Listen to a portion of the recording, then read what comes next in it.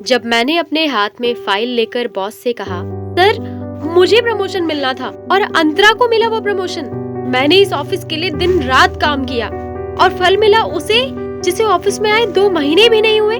Boss ने मेरी तरफ देखा और मुस्कुराते हुए कहा, तुम्हें बहुत मेहनत करनी है, सिर्फ गधे की तरह काम करने से प्रमोशन नहीं मिलता। मैंने तब कहा, मतलब?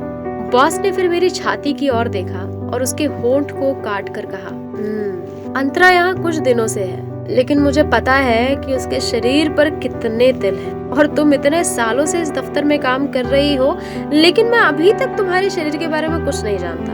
मुझे नहीं पता कि क्या कहूँ जब अचानक बॉस से ऐसी गंदी बातें सुनी मैंने। जब बॉस मेरी तरफ आए और मेरा हाथ पकड़ना चाहा, तो मैंने हाथ हटा लिया। बॉस ने मुस्कुराते हुए कहा, अब आप ही बताएं कि प्रमोशन किसे दिया जाए, अंतरा या आपको?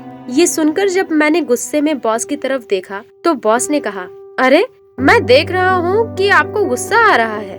देखिए, मैं आपके साथ कुछ जबरदस्ती नहीं करना चाहता। जो होगा वो समझौता होगा। अब कुछ पाना है तो कुछ देना होगा, सही? ऊपर चढ़ना है तो अंतरा की तरह मेरे साथ वक्त बिताना होगा, अन्यथा आपको जीवन भर वहीं रहना होगा जहाँ आप हैं। अब फैसला आपका है। ये सुनकर जब मैं कुछ सोच रही थी, तो बॉस ने मेरे कंधे पर हाथ रखा और कहा, देखो, तुम हर जगह बुद्धि का प्रयोग नहीं कर सकती। कभी कभी आपको अपने शरीर का भी उपयोग करना पड़ता है। यदि आप मुझे खुश कर सकते हैं तो मैं 10 दिनों के भीतर आपके प्रमोशन का इंतजाम कर दूंगा। मैं वादा करता हूँ।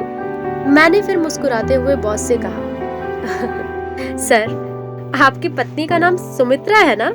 और उन्होंने दिल्ली कॉलेज से अंग्रेजी ऑनर्स किया है ना? बॉस थोड़ा घबराया और बोला कि क्या मतलब है तुम्हारा? तुम मेरी पत्नी को कैसे जानती हो? मैंने बॉस की आंखों में देखा और मुस्कुराते हुए कहा, तुम्हारी पत्नी का फोन नंबर 54656986 है और फेसबुक आईडी का नाम सुमित्रा जहां है ना? आपने अब तक मुझसे जो कुछ भी बात की है, मैंने उसे रिकॉर्ड कर लिया है। अब अगर मैं उसे फोन करके ये रिकॉर्ड भेज दूं, तो बताओ सर, आपकी क्या स्थिति होगी?